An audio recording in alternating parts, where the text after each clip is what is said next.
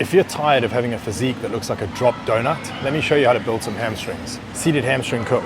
The most important thing with this is lining up this pad first. There's 4 different places you can adjust here. Make sure this one is coming down just above the knees. That's the most important thing. After that, you're going to adjust the seat back first to the point where that can come down just above your knees. Then you're going to adjust the ankle pad, okay, to get it to the point where it's just above the ankle, not halfway up the fucking calf. Now, once you've got all that set up, I'm going to give you the tip that I teach all of my clients on the floor. Now, unless you've actually worked with a coach on the floor who has trained many people in person, it's unlikely you're going to have come across this before, okay, because it's completely counterintuitive. It's got nothing to do with the movement, but it's going to make you feel your hamstrings more. Push it down until that ankle pad starts to drop a little bit as well. So it's taking a little bit of the weight already.